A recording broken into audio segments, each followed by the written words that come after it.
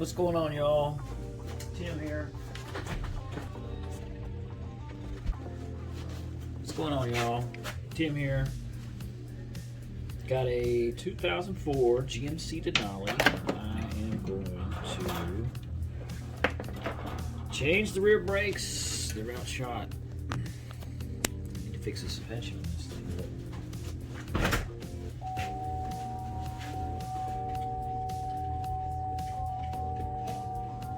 See how long it takes me. Locking loads. It's 22mm. Size.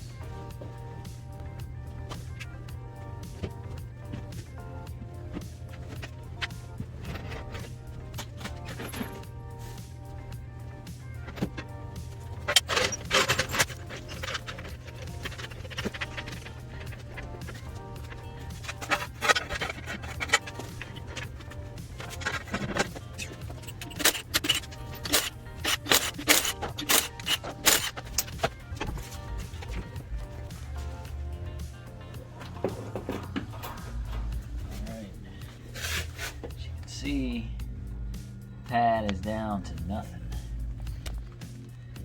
and I'm going to change the rotors too.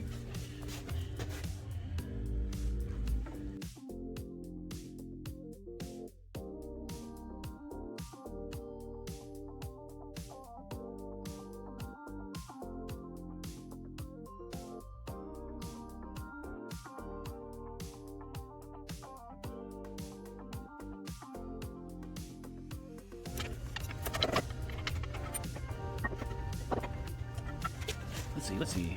I think there's really nothing left in these things.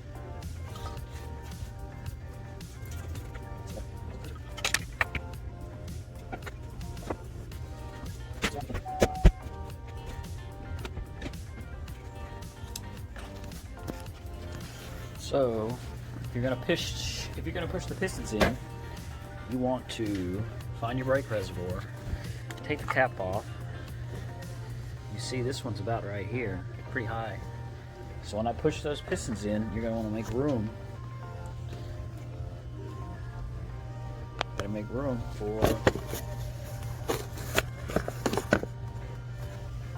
that fluid. So I've got this little vacuum pump.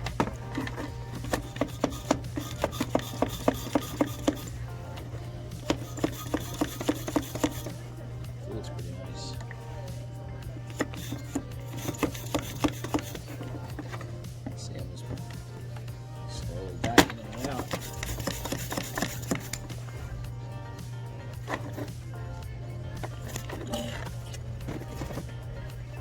Down.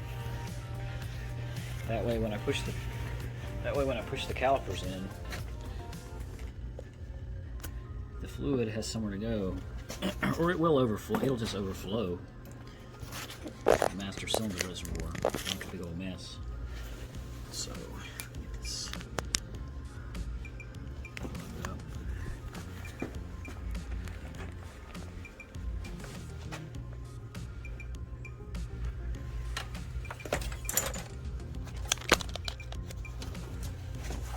Figure out a better mount for this thing. That's not too bad.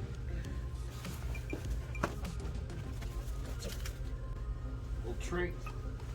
These dual pistons, when you push one in, the other one will want to push out on you. But you want to try to push both of them in at the same time if you can. I bought this little spreader tool. It works pretty good. I used to just use channel locks, but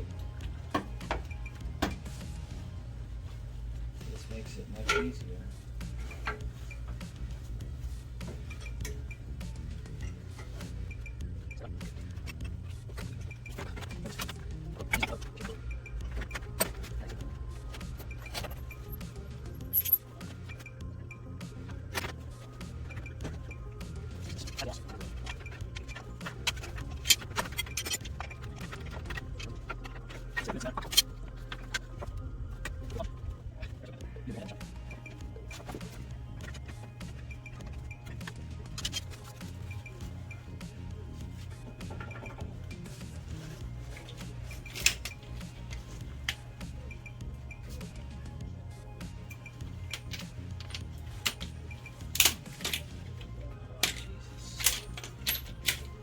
piece of junk.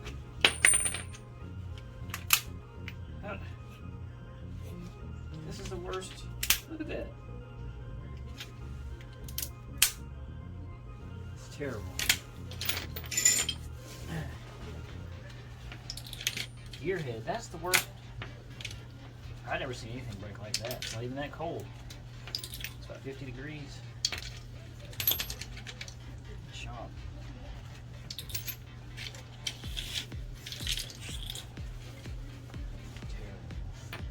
So the lug nuts on the wheels are 22.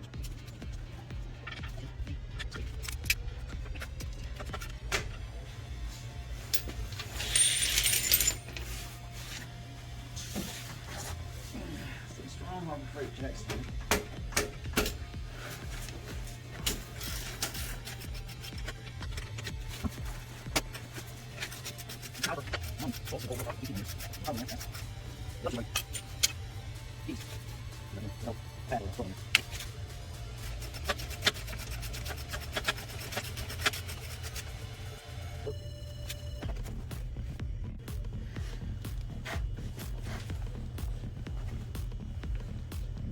All right.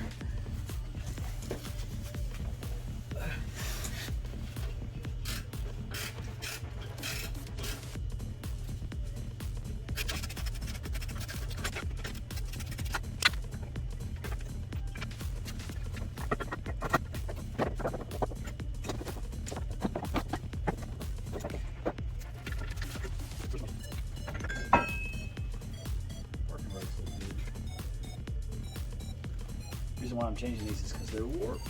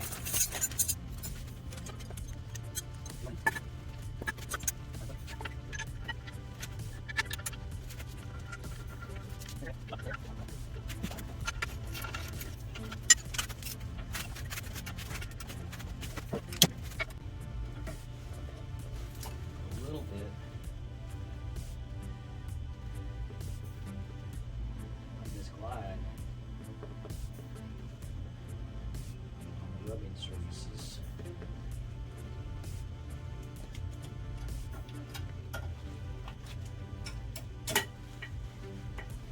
Straight in.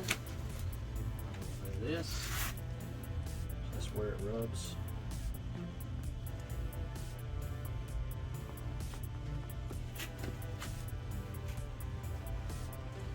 Put your grease on your pads.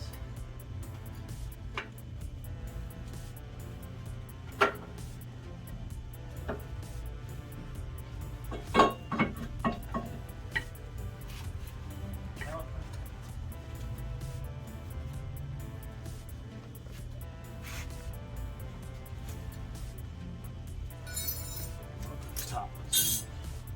Sometimes they're a pain to get out. So a little bit of this.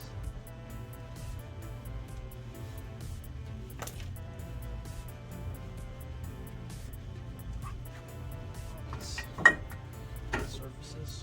Anywhere metal on metal is, you don't want it to stick or squeak. You want them to slide. So grease these 1, 2, 3, 4, 5 surfaces here. Where your pads touch.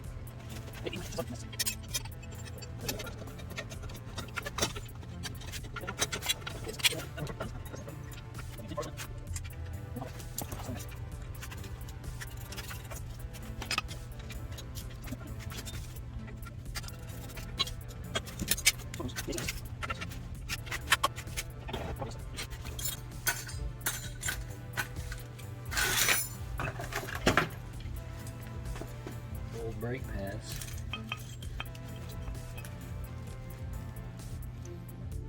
Not completely gone. Pretty close.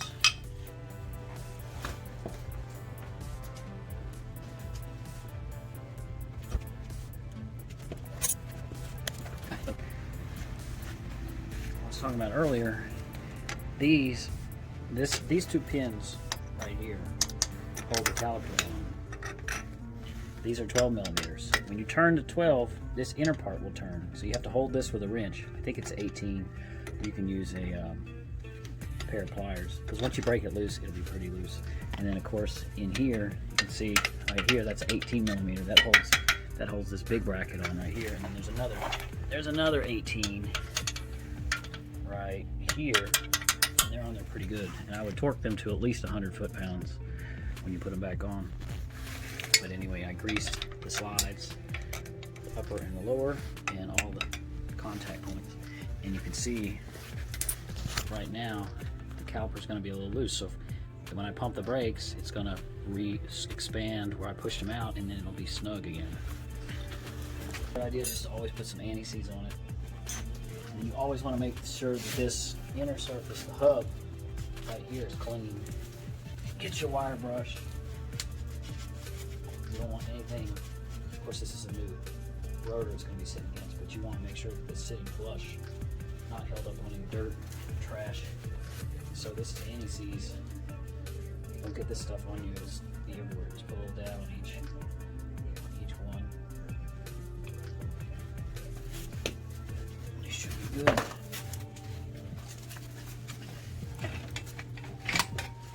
This 20-inch wheels and tires weigh a lot.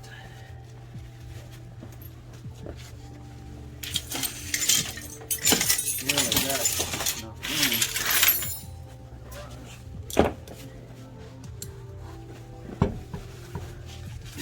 I'll use my knees, put my elbows on my knees and lift up. Make sure everything is flush.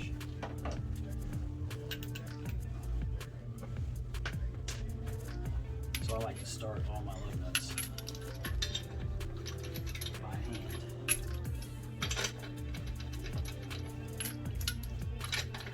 If you strip one, you're wishing that you hadn't. You pretty much got to take the whole hub off to knock it out.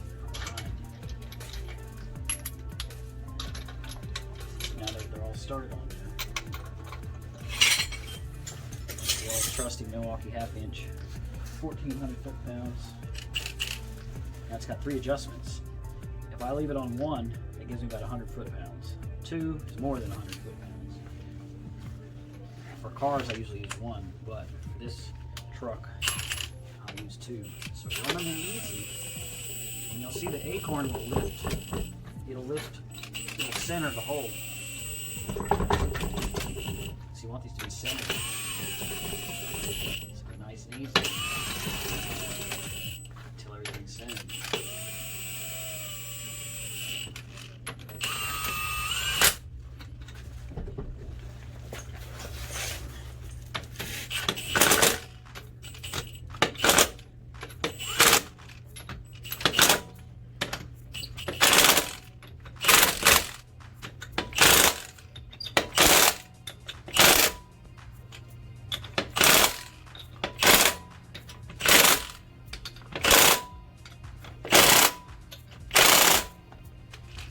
Go down twice just to make sure. Why not?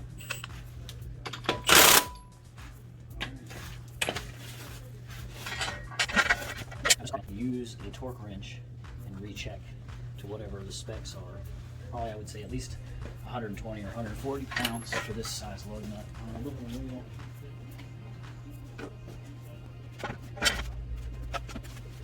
But anyway, thanks for watching. If this helped you out, if you like, if you wouldn't mind, it would definitely help out with the YouTube algorithm. These old 20s, old school 20s. Believe it or not, these tires are, see right here, this number, 5013. I think that means it was made in the 50th week, 2013. These tires have probably 6,000 miles on them. That's how much I drive this truck. I've had it for 7 years. But anyway, thanks. Well, I took her out for a test drive, and wouldn't you know, both rear tires were smoking. So I took the tires back off, took the calipers off, and I noticed that when I was pushing the calipers in, they were very difficult to push in. So I ended up replacing both calipers at AutoZone. It cost me 150 bucks. I went ahead and took the cores up there. You can see fresh caliper in there. And I didn't drive too far, so I just had a little bit of smoke. But I should have known when I was pushing the calipers back in, it was too much. If you have to push your pistons back in on your calipers a lot, then it's going to be a problem. But anyway, great. Everything was smooth, and I was having some pulsation.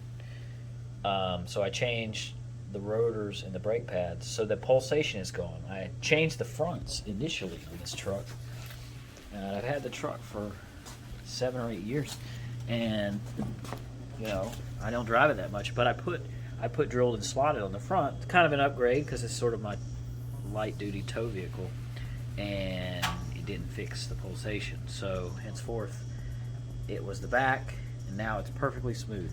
Now the only problem I have is my air ride, and I'm getting the code for the module, and I bought a Launch X431, and it can read the sensor and reset the sensor and activate the air ride, but it does not clear the code, or as far as I can tell, I can't program that module. So anyway, that'll be another fun thing to work on. But anyway, thanks for hanging out. See y'all later.